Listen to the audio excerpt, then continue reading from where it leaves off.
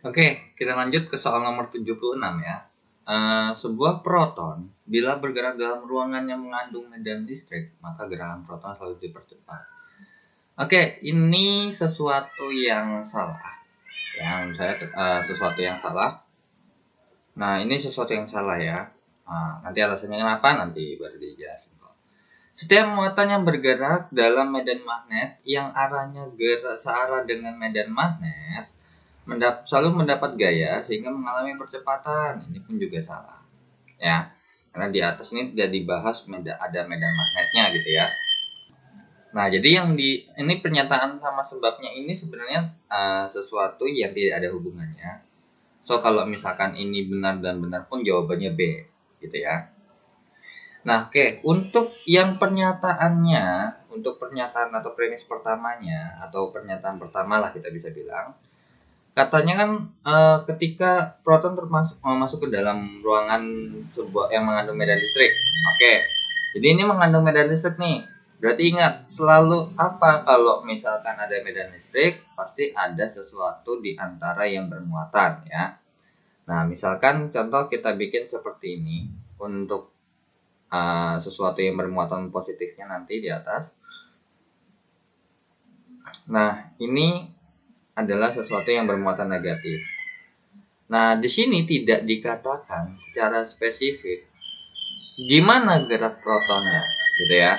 Yang pasti kita tahu adalah medan listrik itu pasti mengarah dari yang namanya kutub positif ke kutub negatif, gitu ya.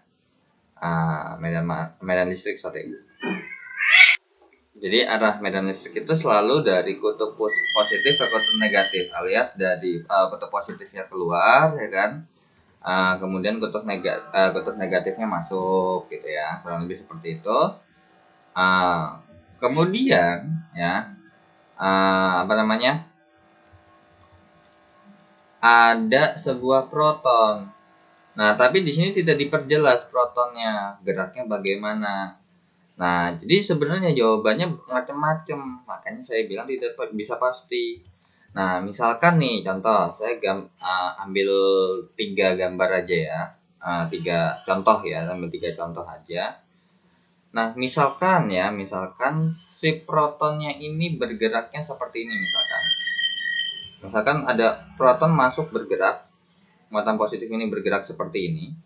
Maka ketika masuk ke dalam suatu medan listrik seperti ini, maka dia ini untuk E-nya ya. Untuk E-nya, jadi dikasih tahu ini keterangan E-nya ya. Medan listrik E. Nah, kemudian bergerak sepanjang tegak lurus nih seperti ini dengan V. Maka yang terjadi itu adalah harusnya nggak bakal bisa gerak lurus. Kenapa? Tentu karena dia ada bermuatan, terus habis itu dia karena ini, maka dia akan mengalami yang namanya gaya kolom kan. Nah, gaya kolom ya, ingat ya, bergaya listrik ya, gaya kolom. Ke arah mana? Ke arah bawah. Nah, yang dapat kita pastikan itu pasti gaya kolomnya ke arah bawah. Ya gitu. Dan terus medan listriknya itu dari positif ke negatif. Tapi V-nya kemana kita nggak tahu. Nah, kemudian kalau kita analisis secara vektor, maka ketika ada benda bergerak ke kanan begini, terus ada juga yang ke bawah, berarti bendanya kalau misalkan ini berarti begini dong, ya kan? Nah, kurang lebih seperti itu. Jadi akan geraknya itu jadinya seperti ini. Ya. Geraknya akan jadi seperti itu. Nah, ini akan berbeda jika misalkan protonnya itu akan bergerak ke bawah. Misalkan ada proton lagi geraknya ke bawah sini. Ini V-nya. Nah, maka dapat kita katakan inilah yang akan mungkin dipercepat. Gitu ya. Nah, dipercepat karena makin lama makin cepat nih. Karena udah bergerak ke bawah sebesar V, kemudian ditambahkan lagi sebesar gaya kolom, gitu ya. Jadi kalau yang ini mungkin masih make sense dipercepat, ini pun masih bisa dipercepat karena juga tidak melawan ya. Anggap aja cuman jalan lurus-lurus aja terus ketarik ke kanan. Nah, gitu ya kalau dari kalau dibikin berdiri kan itu kayak ketarik ke kanan. Atau kalau kalian lihat ini, maka ini akan ditarik ke bawah. Seperti itu kurang lebih. Nah, bagaimana kalau misalkan ternyata dia bergerak, dia bergerak tapi arahnya berlawanan dengan si arah ini. Ya boleh-boleh aja kan, bisa jadi gitu ya. Karena di sini tidak dispesifikkan ya. Nah, maka kan akan bergerak melawan gaya kolomnya gitu loh. Jadi yang pasti bakal tetap itu adalah gaya kolomnya ya kan, arahnya itu akan tarik menarik gitu ya. Kalau misalkan yang tidak sejenis, kalau sejenis itu tolak menolak. Terus kemudian itu dari positif ke negatif. Tapi untuk bergeraknya kemana itu kita nggak bisa kita pastikan gitu loh, ya kan. Nah misalnya kalau geraknya seperti ini kayak di antara dua ini, maka geraknya seperti ini, ya kan. Nah ini ada geraknya ke kanan. Cuman kalau dibandingkan dengan yang ada di sini, kalau di sini ya akibat gaya kolom aja. Kalau di sini udah bergerak dengan kecepatan stabil misalkan, terus maka dipercepat lagi dengan yang namanya ada gaya kolom. Nah, cuman kalau ini mungkin nanti ya emang mungkin bakal, kalau misalkan nih tiba-tiba dia bergerak nih. Nah, mungkin nanti ada kalanya dia bergerak terus dilawan oleh si dilawan oleh si gaya kolom yang harusnya tabiatnya dia ke bawah, maka kan dia berusaha nih, contohnya berusaha melawan arus air. Nah nanti ada kalanya kalau misalnya emang nggak kuat atau nggak cukup, maka ketika dia sudah ke atas, sudah berhenti, barulah dia ke bawah, barulah saat itu juga dipercepat. Jadi makanya tergantung arah gerak protonnya. Atau misalkan arah gerak protonnya dikonstankan atau ditetapkan arahnya kemana. Tapi juga medan listriknya juga harus dispesifikkan juga gitu loh, ya. Jadi apakah selalu dipercepat? Belum tentu ya. Nah, oke. Kemudian yang pernyataan kedua, katanya setiap muatan yang bergerak dalam medan magnet yang arahnya geraknya searah dengan medan magnet selalu mendapat gaya sehingga mengalami percepatan. Nah, di sini tidak membahas medan magnet ya. Nah, misalkan nomor 2 ini adalah ceritanya ada medan magnet nih, ya.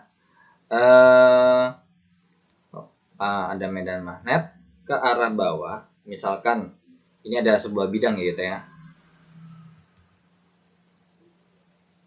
Nah, medan magnetnya itu dari atas ke bawah, tegak lurus menembus bidang, misalkan seperti itu. Nah, kemudian digerakkan ke bawah. Nah, ini V-nya, ini adalah B-nya. Nah, sehingga dapat kita katakan bahwa sudut antara B dengan V ini adalah 0 derajat. Sedangkan kalau kita hitung berdasarkan ditanya adalah gayanya ya, gaya Lorentz berarti. Sehingga dapat kita katakan berarti FL sama B kali Q kali V kali sin theta. Karena kan sebenarnya rumusnya adalah rumus dasarnya tuh ini ya. FL sama dengan Q kali B cross V. Nah, kita tahu bahwa cross itu setara dengan perkalian besarnya dikalikan dengan sini. Nah, sehingga yang digunakan adalah rumus turunan yang ada sinnya aja. Nah, sehingga kalau kita masukkan berarti B dikali Q kali V kali sin 0. Berarti hasilnya ya 0. Sehingga apakah ada gaya? Kalau misalkan searah, tentu tidak. Karena tidak ada gaya, makanya tidak mengalami percepatan. So, salah. Ya. Jadi, atas salah, bawah salah, maka jawabannya adalah yang E. Ya. Oke, kita lanjut ya ke soal nomor 77. Oke, nomor 77, diketahui bahwa suatu cahaya monokromatis di udara mempunyai frekuensi sebesar 6 kali 10 pangkat 14 Hz. Jika cahaya dilewatkan pada sebuah medium dengan indeks bias 1,5, oke, berarti diketahui dari soal ini adalah F-nya itu adalah 6 kali 10 pangkat 14 Hz. Kemudian untuk mediumnya adalah 1,5. Dan ini kita karena berhubung kan dilewatkan medium dengan indeks bias, berarti ini kan dia bilang awalnya di udara ya. Berarti ada indeks bias udara.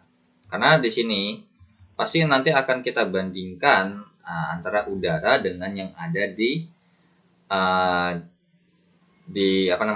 bagian si mediumnya.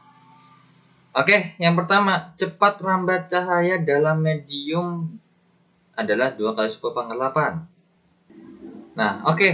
Di sini rumus yang akan kita gunakan adalah N1 per N2. Jadi perbandingan antara indeks bias itu adalah berbanding terbalik dengan yang namanya panjang gelombang. Dan kita tahu bahwa dari rumus V sama dengan lambda F, maka ingat ya, dalam suatu gelombang itu kalau misalkan merambat ke indeks bias tertentu, yang akan tetap itu adalah frekuensinya. Yang berubah tuh cuma ininya doang nih. Sehingga kita tahu bahwa dari rumus ini aja bahwa V itu sebanding dengan lambda dan V sebanding dengan F. Dan karena di sini kita bahasnya lambda dengan V, maka di sini berarti karena sebanding ya berarti V2 per V1. Jadi yang kita gunakan adalah persamaan ini, gitu ya. Nah, kemudian berarti kalau kita kerjakan untuk mengecek yang pertama, berarti N medium gitu ya, N medium per N udara. Ya, kita pakai perbandingannya aja sama dengan berarti V di udara per V di medium.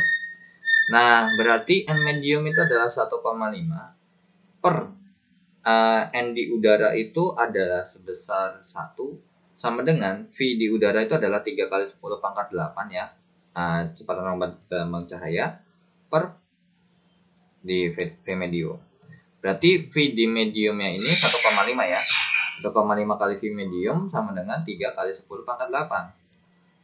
Nah, sehingga dapat kita katakan berarti V kecepatan rambat di medium adalah 3 kali 10 pangkat 8 dibagi 1,5. Sehingga dapat kita katakan berarti kecepatan rambat di medium itu adalah 2 kali 10 pangkat 8 meter per second. So, is it right? Yes. Nah, next ke nomor 2. Panjang gelombang cahaya di medium. Nah, berarti ini N medium per NU lagi sama dengan lambda U. Sebenarnya boleh pakai ini atau boleh nanti saya bikin versi 2-nya ya. Nah, ini kan kalau misalnya pakai yang ini berarti 1,5 per 1 sama dengan. Nah, untuk panjang gelombang di udara aja kita nggak tahu. Nah, disinilah kita gunakan V sama dengan lambda F. Kalau misalkan di udara itu adalah 3 kali 10 pangkat 8, terus lambdanya adalah yang ditanya dengan frekuensi 4 kali 10 pangkat 6 kali 10 pangkat 14. Nah, maka berarti dapat kita katakan lambdanya adalah 3 kali 10 pangkat 8 per 6 kali 10 pangkat min 14. So, dapat kita katakan berarti ini 0,5 kali 10 pangkat min 6. Atau dapat kita katakan lambdanya adalah 5 kali 10 pangkat min 7 meter. So, tinggal kita masukkan ke sini. Berarti lambda di udara adalah 5 kali 10 pangkat min 7 per lambda di medium. Berarti 1,5 lambda medium itu sama dengan 5 kali 10 pangkat min 7. Berarti lambda di mediumnya adalah 5 kali 10 pangkat min 7 dibagi dengan 1,5. Nah, berarti 5 dibagi 1,5. 5 dibagi 1,5 itu jawabannya adalah 3,3 ya ternyata. Oke, berarti dapat kita katakan berarti lambda di mediumnya adalah 3,3 kali 10 pangkat min 7 meter per second. So, is it right? No. Ya. Untuk yang kedua salah. Berarti kalau kayak gini kemungkinan besar pasti yang ketiga betul ya. Dan ternyata pas secara tidak langsung kita cek ternyata lambdanya 5 kali 10 pangkat min 7 juga kan. Nah, ini betul ya ternyata. Untuk nomor 3 ternyata kita ceknya di sini aja udah langsung. Oke, betul. Nah, 1, 3 betul, 2-nya salah, pasti 4-nya salah nih. Nah, nanti 4-nya kita cek juga. Nah, 1 dan 3 betul, maka jawabannya untuk soal yang ini adalah do bebek ya. Bravo. Nah, untuk pengecekan yang 2 ini versi pertama, ini V1, ini adalah V2 gitu ya. Nah, untuk V2-nya adalah seperti ini sebenarnya. V sama dengan lambda F. Coba ya kalau kita cek apakah sama hasilnya. Nah, V-nya katanya kan 2 kali 10 pangkat 8 gitu ya. 2 kali 10 pangkat 8 sama dengan lambdanya adalah itu yang ditanya. Dikali frekuensinya adalah 6 kali 10 pangkat 14. Nah, kalau kita cek berarti lambda sama dengan 2 kali 10 pangkat 8 per 6 dikali 10 pangkat 14. So that means berarti lambdanya sama dengan artinya adalah lambda sama dengan 1/3 dikali atau 0,33 gitu ya. 0,33 dikali 10 pangkat min 6 meter per sekon. Atau dapat kita katakan juga berarti lambdanya itu adalah 3,3. Ingat ketika ini maju 1, ini berkurang 1. Jadi 10 pangkat min 7 meter per sekon. Nah, ternyata sesuai kan dengan jawaban yang di versi pertama. Jadi gitu. Maka dapat kita katakan, bisa kita pastikan, maka V-nya itu konstan ya. Yang berbeda itu hanya panjang gelombang dengan cepat rambat gelombangnya. Kenapa kok saya bisa bilang konstan? Karena logiknya gini. Ketika misalkan cahaya matahari deh.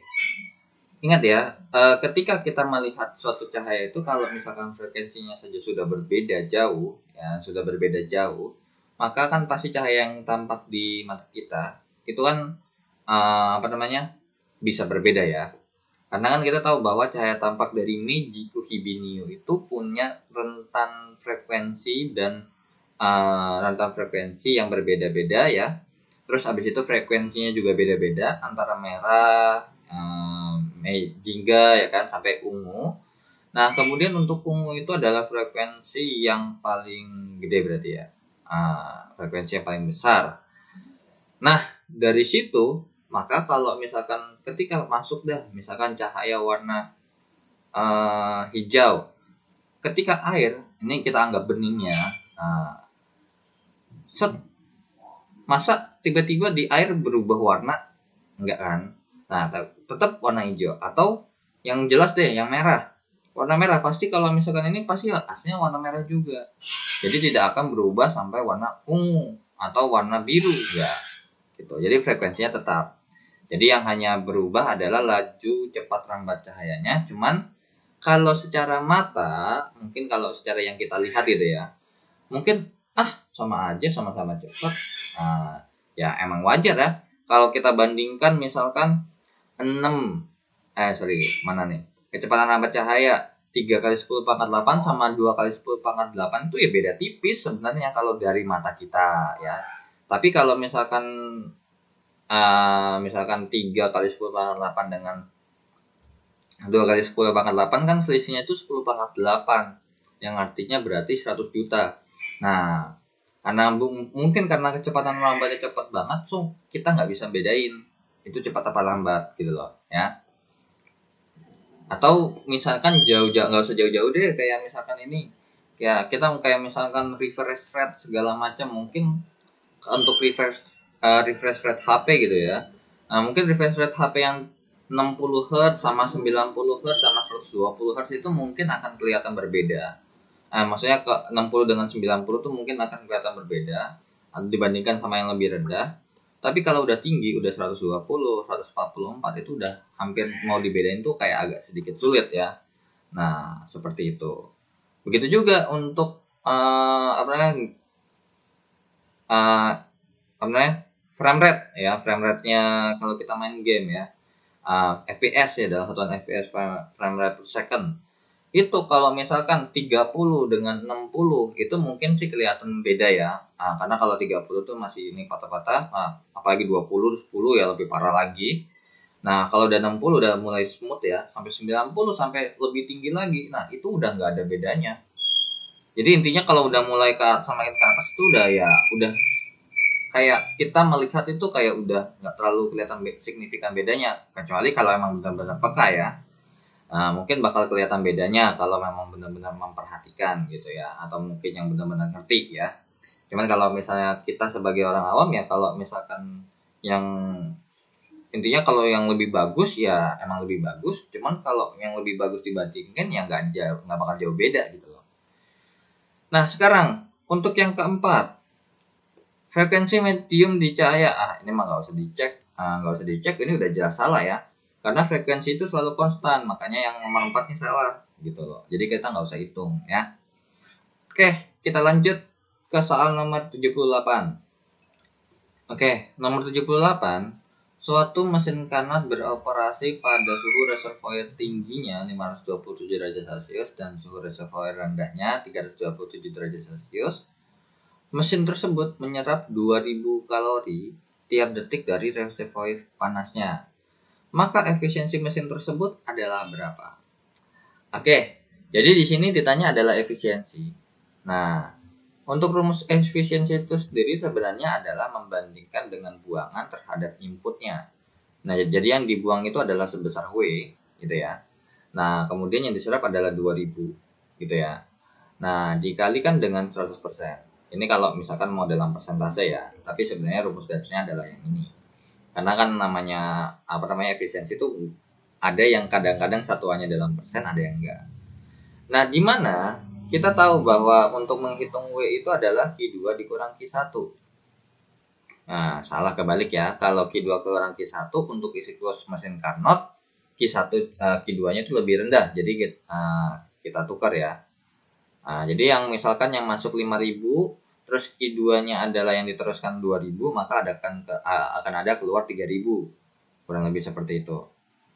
Nah, kemudian kalau berarti ini kalau kita masukkan berarti eta ya sama dengan Q1 kurang Q2 per Q1. Nah, kemudian eta sama dengan ini Q1 per Q1 dikurang Q2 per Q1. Nah, berarti etanya sama dengan 1 dikurang Q2 per Q1. Jadi dapat kita katakan bahwa rumus efisiensi yang baru nih kalau misalkan diturunkan adalah seperti ini ya. Nah, ini adalah versi lamanya, ini adalah versi tambahnya. Nah, kurang lebih seperti itu. Nah, kemudian ini juga bisa diturunkan lagi menjadi versi keduanya. Nah, untuk versi keduanya dapat dikatakan bahwa, jadi ini ada teorinya seperti ini kalau kita kaitkan. Q itu sebanding dengan T. Sehingga dapat kita katakan berarti Q2 per Q1 itu sama dengan T2 per T1. Sehingga dapat kita rumuskan lagi. Berarti eta sama dengan 1 kurang T2 per T1. Kurang lebih seperti itu ya rumus keduanya. Nah, jadi penerapan rumusnya tuh seperti ini loh ya. Nah, oke, berarti di sini yang kita kerjakan, yang kita gunakan adalah rumus yang di sebelah kanannya aja ya. Karena berhubung di sini membahas diketahui adalah seperti ini untuk nomor 78 ya. Diketahui T1-nya adalah 527 derajat Celcius. Nah, kemudian berarti 527 ditambah 273 ya. Karena harus dalam satuan Kelvin. 527 ditambah 273 itu adalah 800 Kelvin. Oke. Kemudian untuk T2 sama dengan 327 derajat Celcius sama dengan 327 tambah 273. Nah, maka 327 tambah 273 itu adalah 600 Kelvin.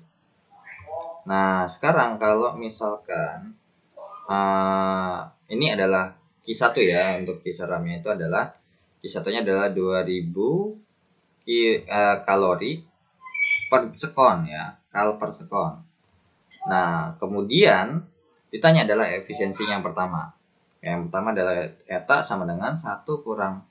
Nah, karena berhubung dalam persen ya, berarti dari rumus yang itu kita kalikan dengan 100%. Gitu ya. Nah, sekarang kalau misalkan eta sama dengan 1 dikurang T2-nya adalah 600 per 800. Kemudian dikalikan dengan 100%. Kita tahu bahwa kalau misalkan ini dicoret sama-sama dibagi 200 jadinya 3/4 gitu ya. Ini 3, ini 4. Jadi 1 dikurang 3/4. Nah, berapa tuh 1 dikurang 3/4? Nah, jadi ini sama-sama per 4 ya. 4 kurang 3 dikalikan dengan 100%. So, di sini langsung kita coret aja nih. Ya kan? Ini bisa kita coret, ini 1, ini 25. Sehingga berarti 4 kurang 3 itu 1, ya kan? Berarti etanya adalah 1 dikali 25%. Berarti jawabannya adalah etanya adalah 25%. So, pernyataan pertama betul, ya. Oke, kita lanjutkan ya. Yang kedua, kalor yang berubah menjadi usaha. Berarti ini ditanya adalah W-nya. Oke, karena berhubung kita sudah tahu. Nah, tapi ingat ya, untuk ini tuh bisa juga kita rubah jadi 0,25 ya. Kalau nggak dalam bentuk persen. Jadi itu etanya itu adalah 0,25. Kalau dalam persen kan 25%. So, berarti ini eta sama dengan W per Q1. Nah, berarti 0,25 sama dengan W-nya itu yang ditanya, Q1-nya adalah 2000. Berarti dapat kita katakan berarti 0,25 dikalikan dengan 2000 sama dengan W. Berarti W sama dengan 0,25 dikali 2000 itu berapa sih? Berapa coba? 1/4 dari 2000 gopek ya. Jadi W-nya sama dengan gopek. Coba kita cek dulu. 0,25 kali 2000. Ya, 500 kalori per sekon jadinya jatuhnya. Ya, karena berhubung di sini satuannya masih Q1-nya adalah kalori per sekon ya, maka di kita juga pakai kalori per sekon. So, ternyata untuk nomor 2-nya salah. Ya. Sekarang kita cek untuk nomor 3-nya. Katanya reservoir rendahnya atau Q2-nya. Nah, sekarang kita tahu bahwa W sama dengan Q1 kurang Q2. Berarti W-nya adalah 500. Kalau Q1-nya adalah 2000, berarti dikurang Q2. Maka Q2-nya sama dengan 2000 dikurang 500. Ya, tinggal tukar tempat aja ya. Berarti Q2-nya sama dengan 1500 kalori per sekon. Nah, betul ya. Nah, tapi ini ingat ya, kita ngeceknya buat semuanya ya. Even though kalau 1 benar, langsung 3 benar juga nggak apa-apa. Nah, ternyata 2 salah, pasti otomatis fix 4 salah, gitu ya. So, untuk berarti yang keempat ini kita sebenarnya nggak usah cek juga nggak apa-apa. Oke, tapi kita tetap cek untuk nomor 4-nya. Katanya nomor 4 ini adalah dengan mempertahankan suhu reservoir panasnya, suhu reservoir tingginya, terus agar efisiensinya meningkat jadi 40%, alias berarti etanya 40% ya. Nah, maka reservoir suhu rendahnya harus diturunkan 100 derajat Celcius. Nah, kita cek dulu ya. Berarti eta sama dengan 1 kurang T2 per T1 dikalikan dengan 100%. Katanya etanya diminta dalam bentuk ada 40% ya. 40%. So, harus kita rubah. Kita tulis 40% sama dengan 1 dikurang T2-nya berarti itu yang ditanya. T1-nya tetap berapa?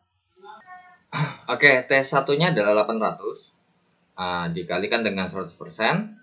So, ini kita bagi 100%, jadinya 40% per 100%. Itu sama dengan, berarti ini 1 dikurang T2 per 800. Berarti ini kan, ini 4 per 10 ya. Atau kita bikin 2 per 5. Sama dengan, nah untuk di perhitungan sininya nih, 1 dikurang T2 per 800 ini, ada beberapa macam ya. Yang pertama, ada beberapa proses pengerjaannya. Boleh seperti ini. Yang misalkan yang pertama adalah tetap kita bikin seperti ini dulu. Boleh nggak sih kalau kita bikin T2 per 800 sama dengan 1 kurang 2 per 5? Ya boleh-boleh aja dong ya. Nah, jadi T2 per 800 sama dengan ini kita bikin per 5, jadinya 5 kurang 2. Jadinya T2 per 800 ini sama dengan 3 per 5. So, tinggal kita kerjakan berarti kita lanjutkan. Berarti 5 T2 sama dengan 800 kali 3. Berarti T2 nya adalah 800 dikali 3 dibagi 5. Itu adalah berapa? Coba. 800 kali 3 itu adalah 2400 ya. Bagi 5 itu adalah 480. Ingat, ini 480 Kelvin loh ya. Nah, kalau kita rubah dalam derajat Celcius berarti 480 dikurang 273. Nah, jadinya adalah 207 derajat Celcius. Nah, kalau dibandingkan dengan sebelumnya, dari 327 ke 207 itu berapa turunnya? Ternyata turunnya 120. Jadi dapat disimpulkan turun 327 dikurang 207. Alias intinya beda selisihnya berapa sih turunnya? Adalah 120 derajat Celcius. Seperti itu. Atau juga bisa juga seperti ini. Untuk proses pengerjaannya boleh seperti ini loh. Misalkan ini kan sama-sama kita bikin 800 misalkan bawahnya. Jadinya 2/5 sama dengan ini per 800. Ini jadi 800 dikurang T2. Terus kali silang 1600 sama dengan 5 dikali 800 kurang T2 gitu ya. Atau misalkan 5 kali 800 itu adalah 4000 dikurang 5 T2. Jadinya 5 T2 ini sama dengan 4000 dikurang 1600 ya. 4000 dikurang 1600. Jawabannya adalah 2400. Kemudian T2 nya ya 2400 bagi 5. Jawabannya adalah 480 Kelvin. Toh sama kan ternyata gitu loh. Jadi untuk kalau secara matematisnya saya balikan lagi ke kalian ya, mau kayak gimana pun nggak, kalau misalnya secara matematis nggak wajib sama ya. Tapi intinya konsep dasar matematisnya jangan sampai salah aja. Oke, ternyata betul ya. Ternyata 1 dan 3, hanya 1 dan 3 yang benar, maka jawabannya adalah yang B ya. Oke. Next kita lanjut ke soal nomor 79. Oke, kita lanjut ke soal nomor 79. Grafik di bawah ini yang melukiskan hubungan antara kecepatan dan waktu dari masing-masing benda ya, P dan Q, dari mula-mulanya diam dan berada di tempat yang sama. Kemudian maka yang ditanya adalah P dan Q bertemu saat 3 plus akar 3 sekon. P dan Q bertemu saat kecepatan yang sama yakni 15 meter per sekon. Percepatan Q-nya adalah 5 meter per sekon kuadrat. Dan Q menyusul P saat jarak tempuh 55,5 meter dari awal gerak ya. Jadi dari awal geraknya dari awal start lah kurang lebih seperti itu. Nah, di sini yang bisa kita cek adalah yang nomor 3 dulu yang kita cek, yang pasti gampang ya. Kenapa saya bilang paling 3 cek? Karena percepatan ini kan karena udah ada ya, kalau dari grafik Q-nya udah ada kecepatan awal dan kecepatan akhir beserta waktunya gitu dong. Nah, berarti untuk mengukur percepatannya ya tinggal Vt sama dengan V0 plus AT. Vt-nya jadi 15, awalnya 0 ditambah A dikali T-nya dalam waktu 1 detik ya. Berarti 15 sama dengan A. Berarti A-nya adalah 15 meter per sekon kuadrat. So that means 3 salah. Berarti kemungkinan besar pasti 1 salah. Gitu ya. Berarti tinggal antara 2 dan 4. Nah, cuman kalau misalkan ditanya bagaimana sih cara mengecek untuk nomor 1?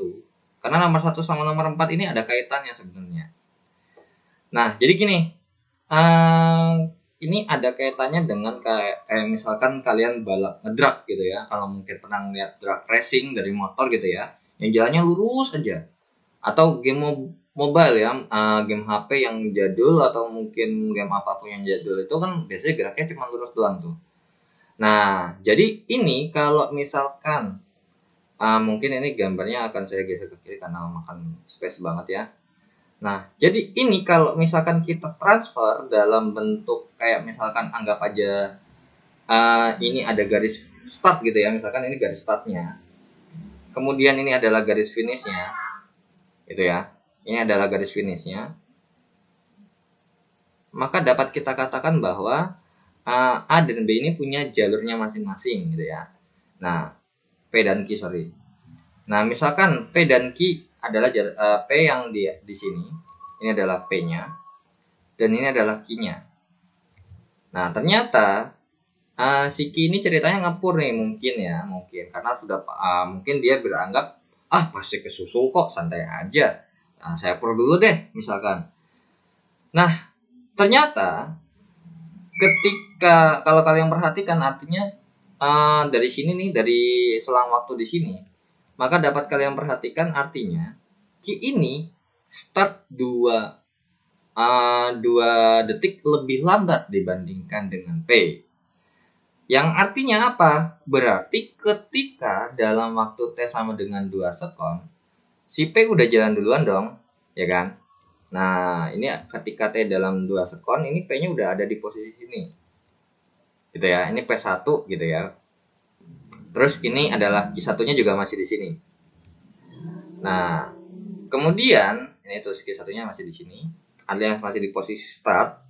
Kemudianlah barulah dia bergerak. Ketika P sudah menjauhi dia, P-nya bergerak, anggap aja ketemu atau titik finishnya di sini gitu ya. Nah, atau menyusul lah ya, menyusul di sini, dan ketemu di sini. Ini adalah posisi kedua dan ini adalah posisi P kedua. Nah, artinya apa? Berarti kalau Q itu cuma butuh 1 kali gerak, ya kan? Kalau P itu butuh 2 kali gerak, alias ada dua patokan yang kita pakai. Nah, artinya apa? Dari sini ke sini itu butuh jarak S P1 dan dari sini ke sini adalah SP2. Ya. Nah, jarak P yang kedua.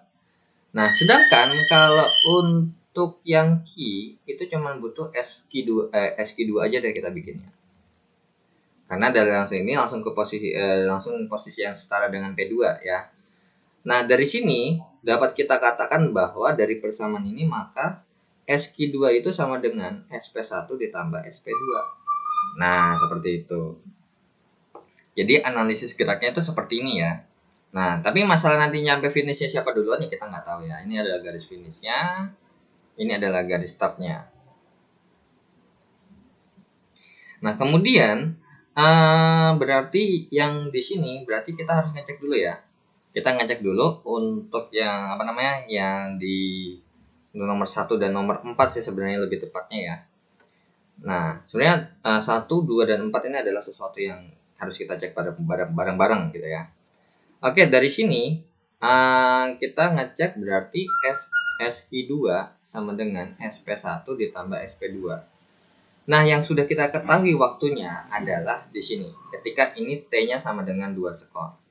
Dan untuk T yang di sini, TP2, dan untuk yang di bawah ini adalah berarti TQ2 ya. Nah, TQ2 sama TP2 ini adalah sesuatu yang sama. Karena artinya apa? Ketika si P1 udah jalan duluan, ini adalah jalan duluan dan mereka bertemu gitu ya. Mereka bertemu, berarti waktunya dari sini ke sini sama dari sini ke sini itu adalah sama. Oke. Nah, but di sini ada problem. Sekarang si P sama P1 ini berarti artinya si P ini meninggalkan ketika masih Q-nya masih di start, masih diem.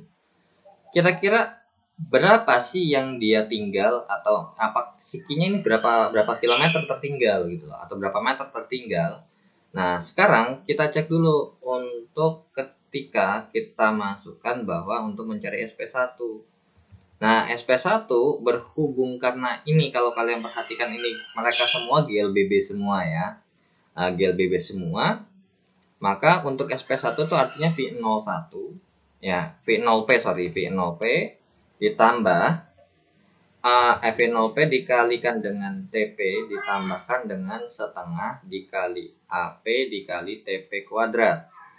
Nah, TP1 ya, ini kan karena dari P1. Nah, berarti berhubung A-nya belum ada ya, untuk A-nya si kecepatan kecepatan untuk si ini ya, yang P ya. Kalau yang di sini kan ini VTP, V0P, ini AP ya, ini AKI. Ini Ki semuanya.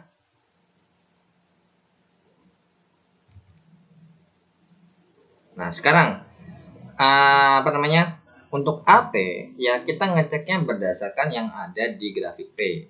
Berarti untuk VP-nya, berarti VTP sama dengan V0P ditambah AP dikali TP.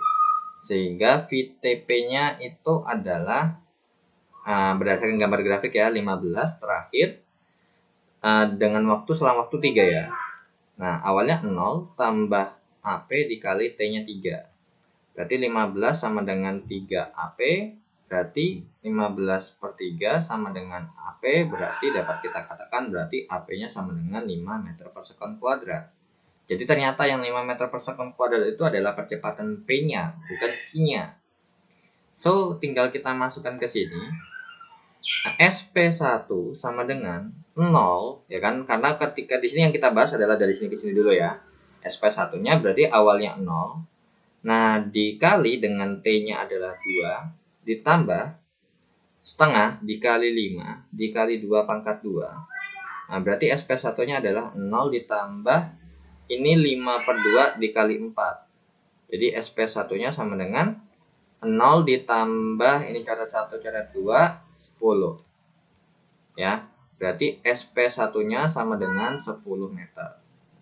Nah, artinya sudah mendahului sebesar 10 meter, gitu ya. Oke, berarti dapat kita katakan berarti SP2 sama dengan SP1 ditambah SP2 ya.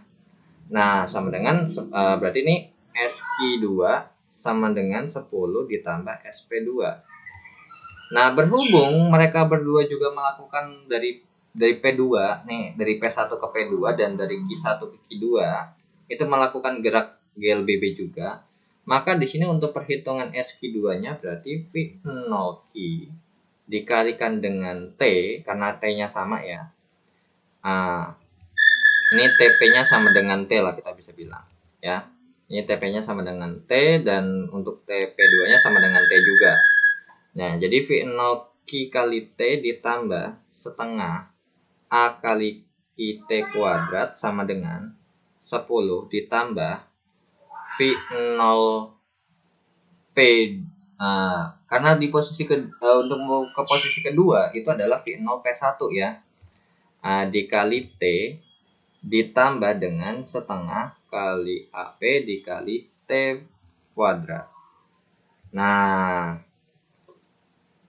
permasalahannya adalah ketika sudah meninggalkan 2 sekon dari awalnya 0 sampai berapa kita nggak tahu, karena di sini yang kita tahu cuma sampai 15 doang ketika detik ketiga. Detik keduanya berapa? Nah, inilah harus kita cari lagi ya. Harus kita cari terlebih dahulu, yaitu adalah VTP. Jadi ketika V0P1 itu aja ada sama aja kayak VTP1 ya. Sama dengan V0P1 gitu ya. Jadi V0P1 itu sama dengan VTP1 ketika dari awal banget ya. Jadi dari V0 ditambah gitu ya A kali T. Nah, berarti V0P1 ini sama dengan V0-nya 0 ditambah dengan percepatan 5 dalam waktu 2 detik. Berarti V0P1-nya adalah 10 meter per sekon. So, kalian masukkan ke sini. Nah, untuk V0T-nya adalah di awalnya kan 0 dikali T ditambah setengah kali 15 kali T kuadrat sama dengan 10 ditambah 10 kali T ditambah setengah kali 5 T kuadrat. Sehingga kalau kita kita hitung berarti ini jadinya ini habis ya. Jadi tinggal sisanya 15 per 2 T kuadrat sama dengan 10 ditambah 10 T gitu ya. Tambah 10 T ditambah 5 per 2 T kuadrat. Oke, ini kita kalikan dengan 2. Jadinya berarti 15 T kuadrat sama dengan 10 T gitu ya. 10 T, 20 tambah 20 T ditambah 5 T kuadrat. Oke, berhubung ini berarti ini ada hubungannya dengan persamaan kuadrat ya. Jadi tinggal kita bikin 15 T kuadrat dikurang 5 T kuadrat dikurang 20 T dikurang 20 sama dengan 0. Berarti jadinya 10 T kuadrat dikurang 20 T dikurang 20 sama dengan 0. So, di sini tinggal kita cari ya si ininya berapa. 10T kuadrat dikurang 20T dikurang 20 sama dengan 0. Kita sama-sama bagi 10. Sehingga jadinya T kuadrat dikurang 2T dikurang 2 sama dengan 0. Nah, tinggal kita cari nih. Ada nggak sih kalau dikali hasilnya min 2, kalau ditambahin hasilnya min 2 juga? Tentu tidak ada ya. Kalau misalkan dihitung kan harusnya berapa sih? Oke, untuk perhitungannya, ini kita menggunakan rumus ABC ya. Sama dengan T1,2 sama dengan min B plus minus akar kuadrat dari B kuadrat dikurang 4AC per 2A. Kemudian T1,2 itu adalah min 2, jadinya 2, plus minus akar dari min 2 kuadrat, jadinya 4. Nah, langsung saya masukkan aja ya. Dikurang 4 kali 1, 4. Dikurang dikali min 2 adalah min 8. Min 8 ya, jadinya plus 8. Plus 8 per 2 kali 1, 2. Maka ini jawabannya akan ada 2. Yang pertama adalah ini T1 T1-nya yang pertama adalah jawabannya adalah 2 plus akar 12 per 2, dan yang kedua adalah 2 min akar 12 per 2. Tapi ingat, ini pasti salah karena ini minus ya. Yang kita pakai adalah yang ini. Atau yang ini itu akan setara dengan yang namanya 2 ditambah 2 akar 3 per 2. Atau kita dapat katakan berarti 1 ditambah akar 3. Kurang lebih seperti itu dalam satuan sekon. So, apakah kita bisa bilang nomor 1 ini adalah salah? Tentu tidak. Kenapa? Ingat, ini mulainya jadi ini artinya nih begini loh, kalau dibikin bahasanya itu adalah seperti ini. Artinya adalah ini T untuk waktu bertemunya setelah si Q-nya mulai. Jadi di sini, dari sini nih, ini T-nya sama dengan 1 tambah akar 3. Tapi ingat, ini kan dia udah telat 2 detik. Nah, kalau misalkan kita gambar di sini juga, ini 1 tambah akar 3. Maka total keseluruhan waktunya adalah untuk mereka bertemu dari start 0 dengan T sama dengan 0. Maka T yang ketemunya adalah 2 ditambah 1 tambah akar 3. Jadinya 3 tambah akar 3 sekon. So, ternyata pernyataan ini adalah sebenarnya benar gitu ya. Nah, cuman mungkin kok 1 benar 3 salah. Wah, berarti ini kemungkinan besar ada salah penulisan gitu ya. Ada salah penulisan antara si mungkin percepatan P-nya, kan kita tahu bahwa P-nya yang 5 meter per second kuadrat bukan Q-nya gitu loh. Padahal ini T-nya benar. Nah, sekarang tapi nanti ini akan saya kasih versi 2-nya ya. Saya akan kasih versi 2-nya. Nah, sekarang yang kedua itu kalau misalkan kita cek dengan cara seperti apa sih? Nah, sekarang kalau untuk yang kedua itu kalau kita cek adalah kecepatan pada saat bertemu kecepatannya berapa. Nah, kita pakai pakai VTP boleh ya. Pakai yang P aja atau VTQ juga boleh. VTQ sama dengan V0Q tambah A kali TQ.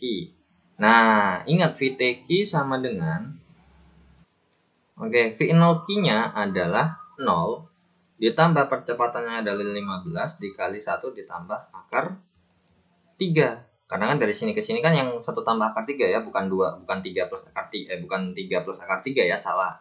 Kalau 3 akar 3 itu punyanya P dari ini ke sini.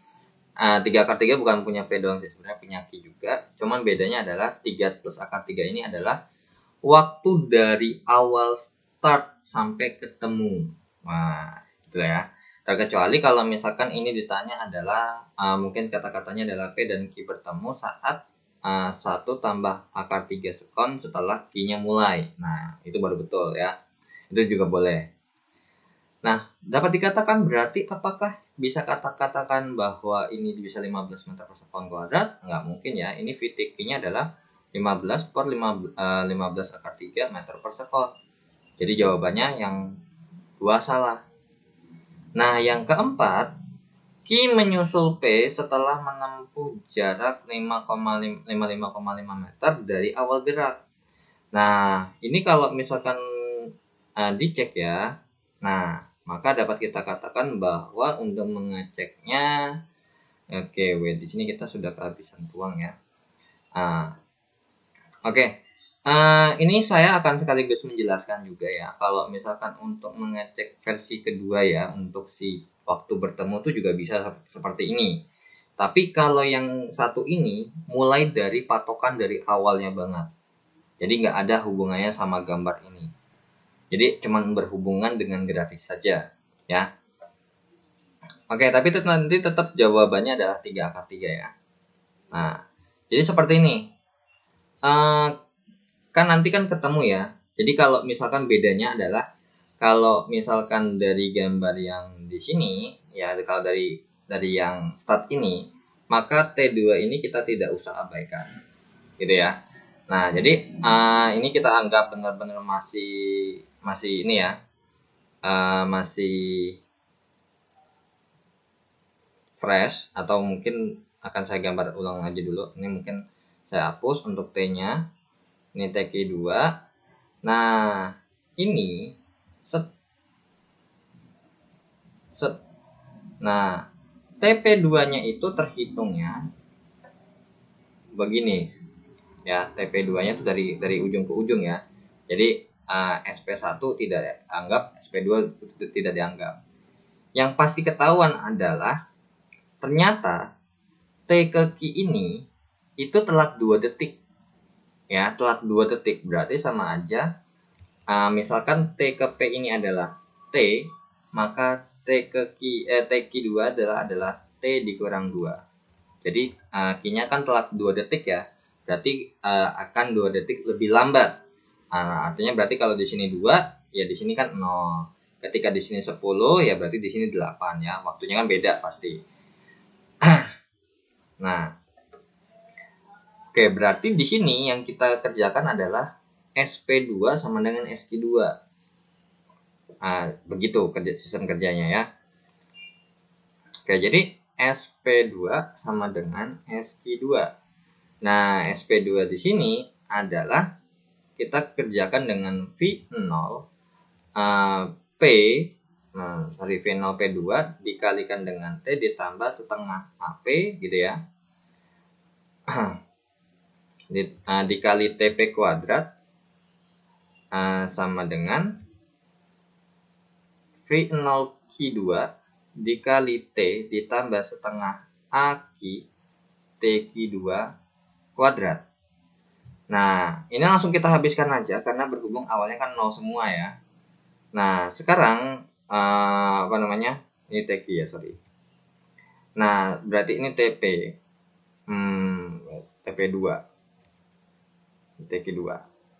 Nah, berarti setengah dikalikan dengan, untuk P itu jawabannya yang 5 ya. Tadi kan kita udah kerjakan yang tadi, nanti tinggal cari aja seperti tadi. Hanya dikalikan dengan T kuadrat sama dengan setengah kali 15 dikalikan dengan T kurang 2 pangkat 2. Artinya 5/2 T pangkat 2 sama dengan 15 dikali T pangkat 2 dikurang 4 T ditambah 4. Kurang lebih seperti itu ya. Tinggal kuadratkan sendiri. Nah, ini tinggal kita kalikan dengan 2. Tinggal kalikan dengan 2. So, jadinya 5T kuadrat sama dengan 15 dikalikan dengan T kuadrat dikurang 4T plus 4. Jadinya 5T kuadrat sama dengan 15T kuadrat dikurang 60T ditambah 60. Oke, berarti di sini kita rubah 0 sama dengan 15T kuadrat dikurang 5T kuadrat dikurang 60T ditambah 60. Sehingga 0 sama dengan 10T kuadrat dikurang 60T ditambah 60. Nah, ya udah. Berarti di sini kita cari lagi. Untuk 10T kuadrat dikurang 60T ditambah 60 sama dengan 0. Kita bagi dengan 10. Jadinya T kuadrat dikurang 6T ditambah 6 sama dengan 0. Nah, oke, berarti di sini T-nya adalah pakai ya ABC mau nggak mau emang. Min 6, min B ya, min B plus minus akar kuadrat dari B kuadrat kurang 4AC per 2A. Berarti T1,2 sama dengan ini 6 plus minus akar 36 ditambah dengan berarti ini kalau misalkan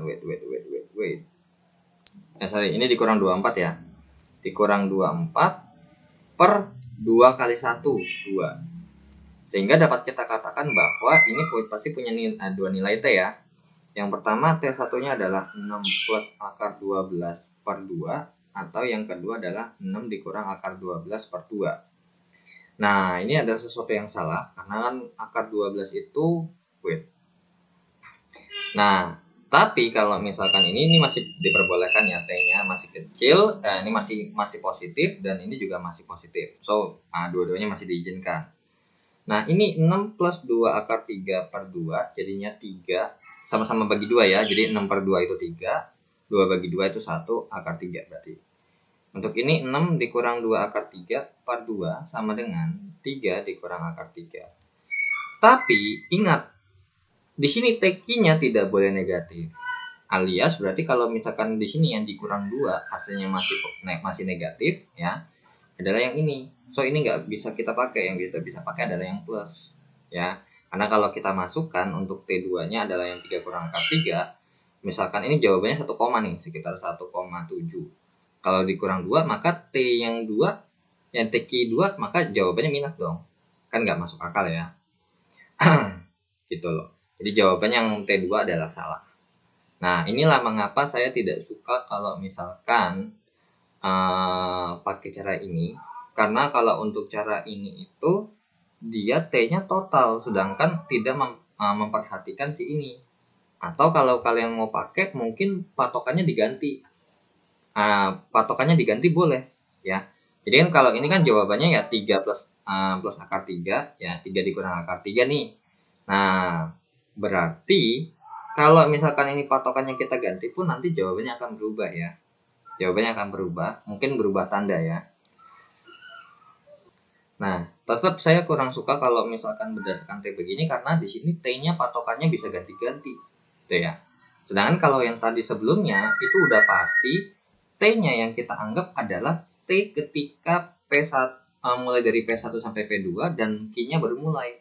Jadi waktu ketemu jadi butuh waktu untuk menyusul si Q-nya itu butuh 1 plus akar 3. Nah, tapi ingat, ini butuh waktu dia udah ketinggalan 2 detik. Berarti anggap aja dia nunggu nih 2 detik nih.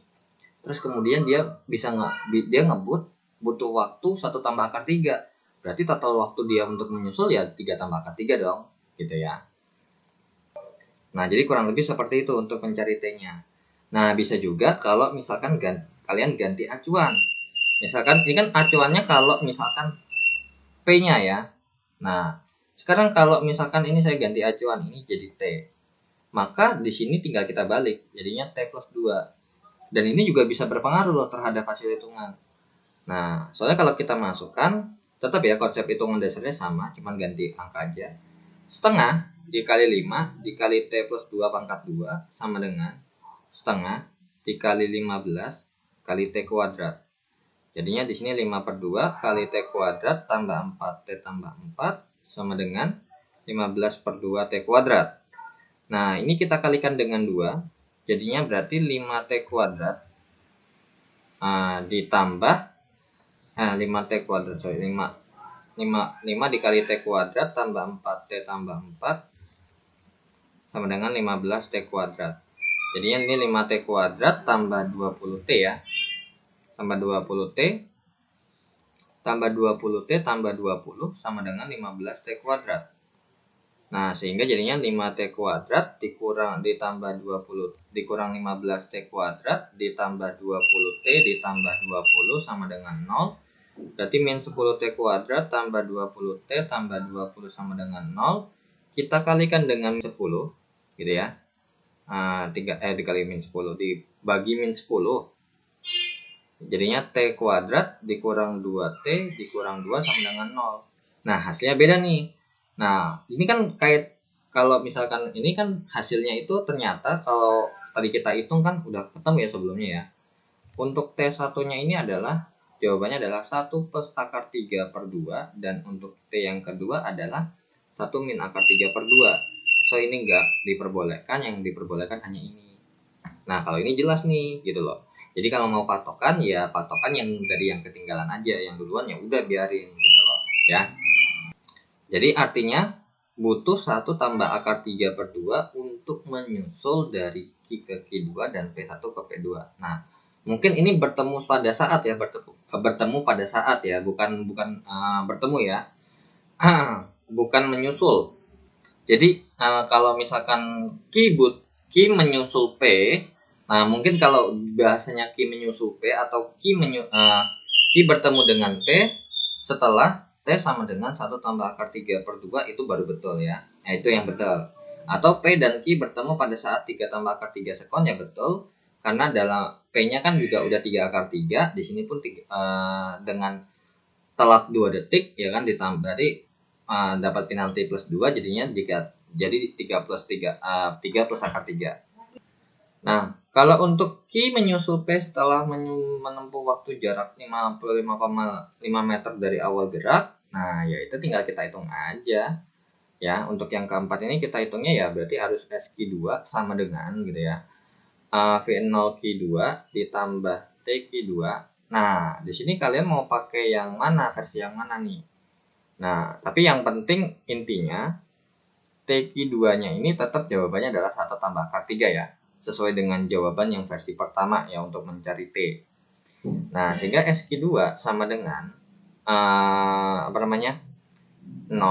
ya, ini dikali ya, dikalikan dengan namanya T-nya adalah mau berapapun ya hasilnya pasti 0. So kita habiskan aja, ini nggak usah, ini dikali ya, ini dikali, so kita coret, berarti tinggal kita masukkan setengah dikali 15 dikali 3 dikali 1 tambah akar 3 pangkat 2.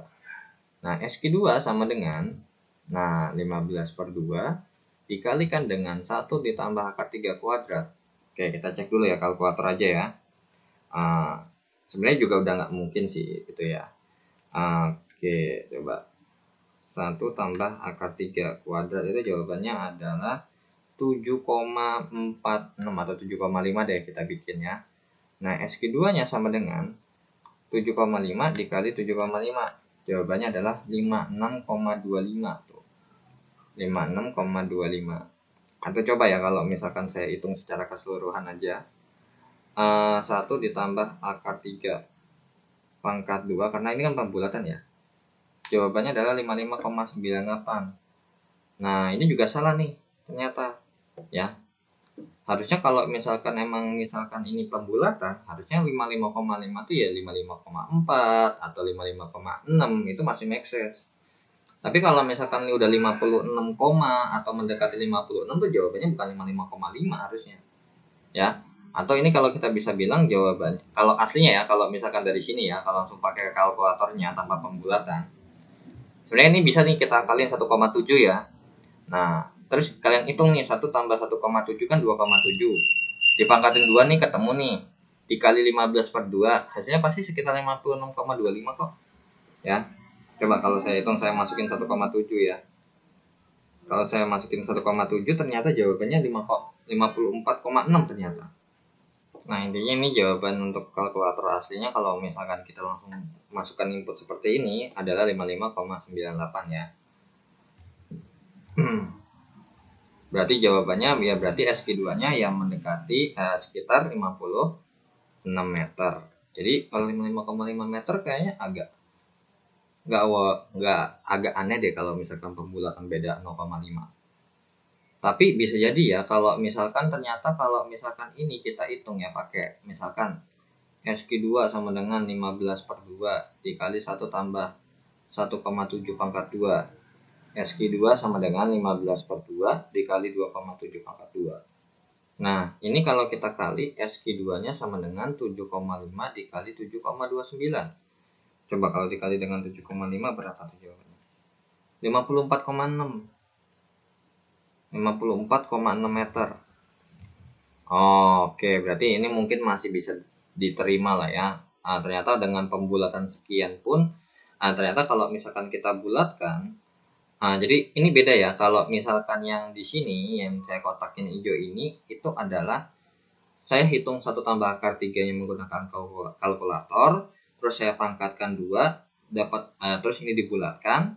Kalau ini tanpa pembulatan sama sekali ya, maksudnya hasil hitungannya yang di atas ini nggak dibulatin sama sekali, hasilnya mentahnya itu. Kalau yang orange ini itu akar 3 nya saya bulatkan 1,7, terus abis itu saya pangkatkan 2. Ya, jadi intinya tambah 1 terus pangkat 2 terus dikali dengan 7,5, jawabannya 54,6. Nah, mungkin akan bisa berlaku juga ya kalau misalkan coba, kan akar 3 itu 1,73 sebenarnya ya.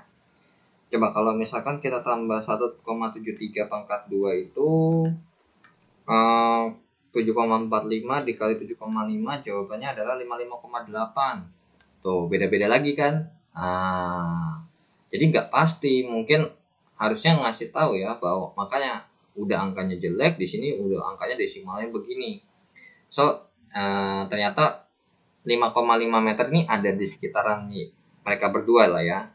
Soalnya kalau misalkan ini kita tulis lagi ya, kalau misalkan ini SQ2 nya sama dengan 15/2 dikali 1 tambah 1,73 pangkat 2, maka ternyata SQ2 nya ini jawabannya adalah 55,896 ya, 55,899 meter. Tapi tetap harusnya sih kita nggak bisa katakan bahwa sebenarnya 55,5 sih, saya masih agak ragu ya. Jadi ini saya agak sedikit ambigu, tapi terserah kalian. Kalau emang misalkan ini mau dianggap benar ya monggo ya, supaya ada jawaban D, itu juga nggak apa-apa. Kalau enggak ya juga nggak apa-apa, karena ini meragukan sekali angkanya.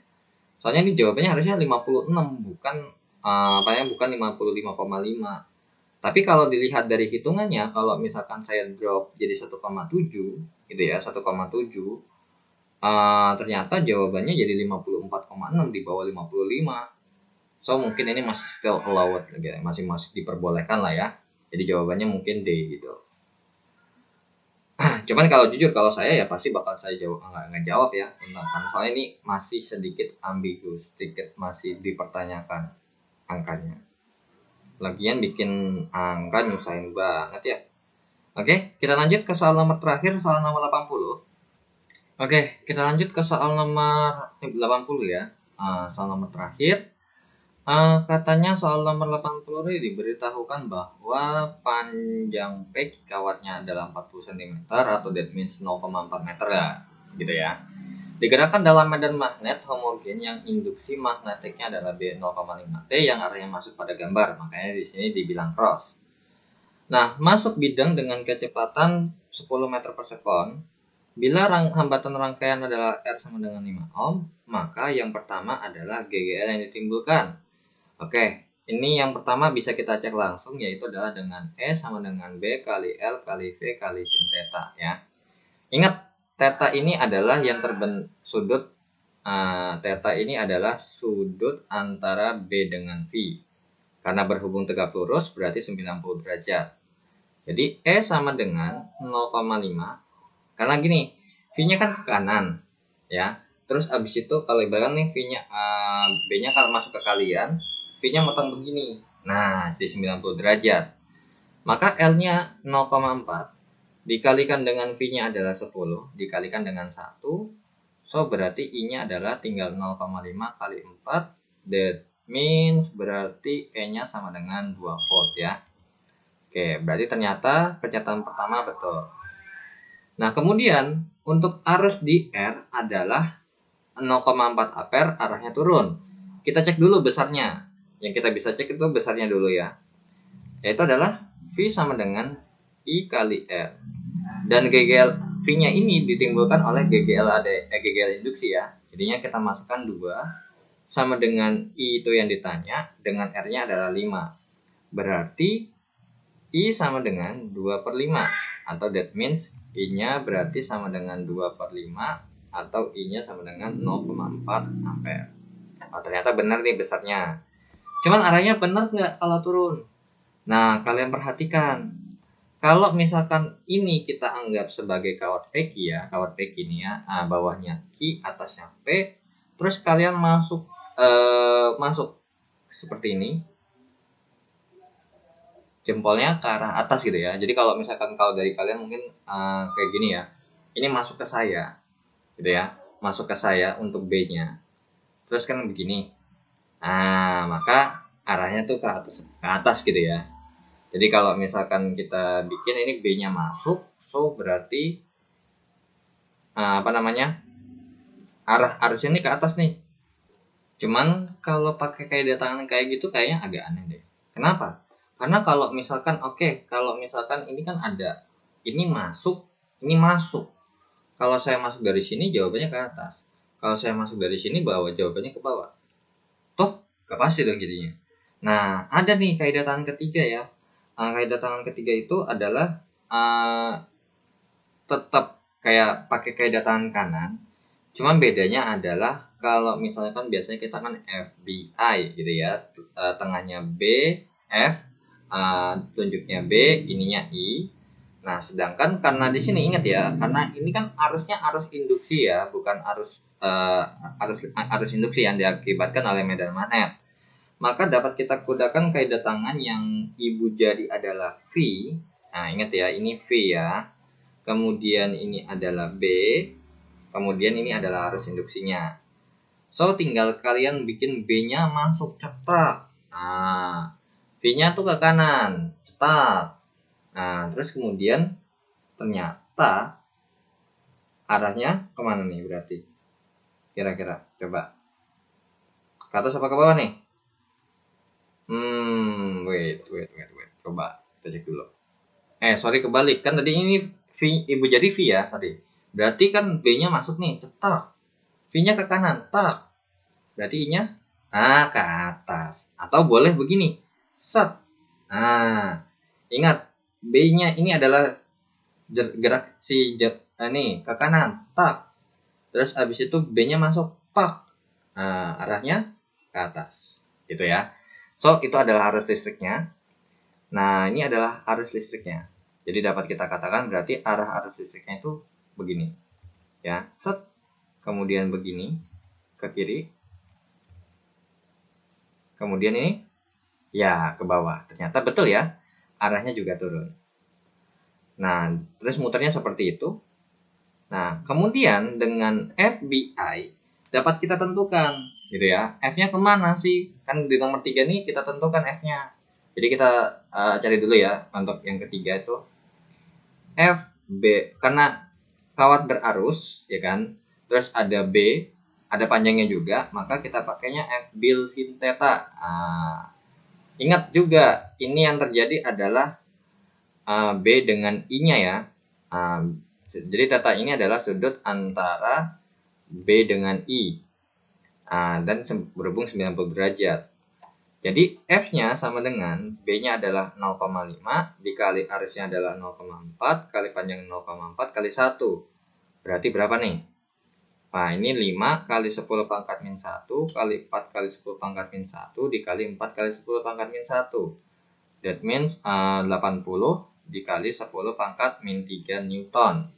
Atau setara dengan 80 milinewton. Ternyata betul. Nah, arahnya apakah ke kiri? Kita cek.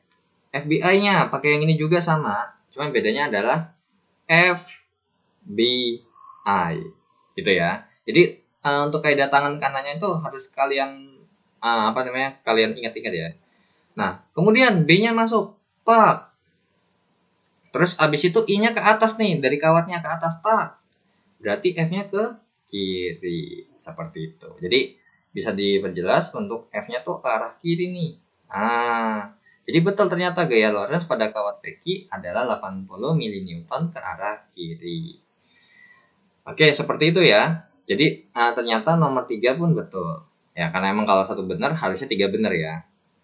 Nah, oke, kemudian yang keempat. Katanya pada kawat peki, titik P adalah kutub negatif dan Q adalah kutub positif. Ingat, arus itu mengalir dari potensial rendah ke potensial tinggi. emang ya tinggi ke rendah ya. Berarti dapat kita katakan berarti potensial tingginya di sini, tengahnya yang rendah di sini dong. Berarti ini plus, ini minus. Berarti Q kutub positif, P-nya kutub negatif pun betul. Jadi jawabannya yang E, 1, 2, 3, dan 4 benar. Oke, jadi mungkin untuk nomor 80, jadi jawabannya yang E ya. Oke, mungkin akan saya sertakan juga ya,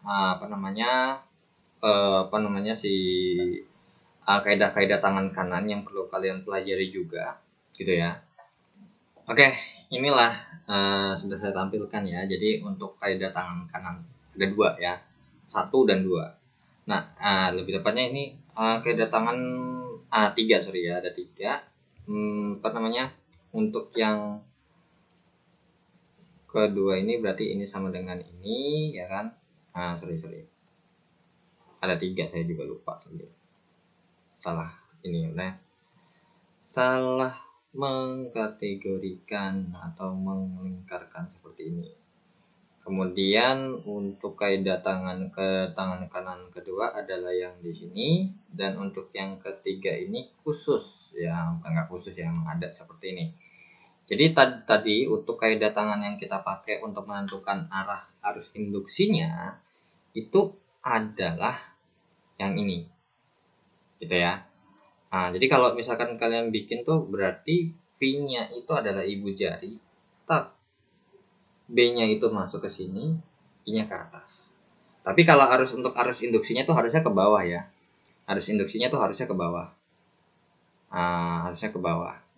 Jadi kalau misalkan kita gambar tuh, ini arus induksi ini ke bawah sini. I induksi, gitu ya. Jadi warna ke bawah nih, atau mungkin ke bawah sini, ini adalah I induksinya. Jadi kalau arus listriknya tuh ke atas.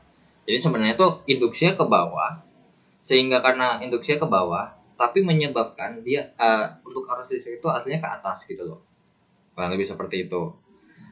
Nah, untuk kaidah tangan kanan yang kedua yang kita pakai itu ketika yang untuk menentukan FBI-nya, jadi F di situ pakainya yang adalah kaidah tangan kanan penggunaan pertama, B, I, F, atau boleh begini juga nggak apa-apa, terserah lebih enak yang mana ya. Nah, untuk kaidah tangan kalau yang kedua ini adalah partikel ya, khusus partikel ya. Kalau ini yang atas itu adalah untuk kawat berarus ya kan, kayak misalkan kawat berarus tuh arahnya geraknya kemana sih gitu ya, FBI-nya kemana.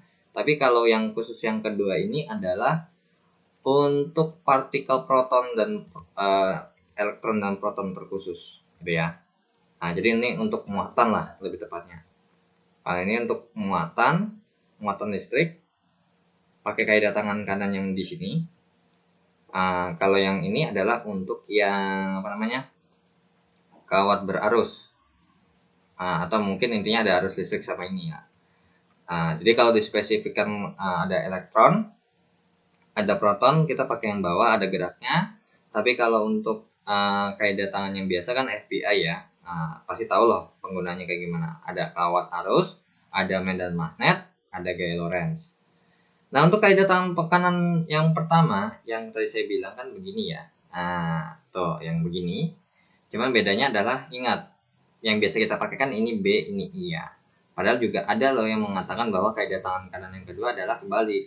Ini B-nya, ya ini B-nya, ini I-nya. Jadi khusus untuk melingkar ya. Jadi ini untuk khusus, ini kalau untuk kawat lurus. Ini untuk kawat melingkar. Artinya berarti I-nya itu melingkar nih. Melingkarnya gimana? Contoh. Kayak misalkan kalau saya bikin gambar begini gitu ya.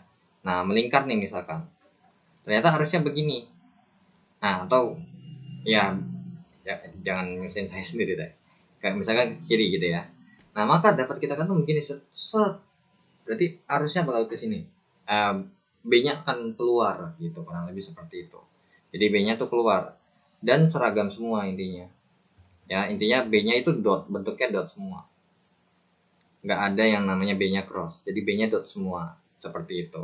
Kalau ini di satu pihak doang, di key masuk, di key keluar.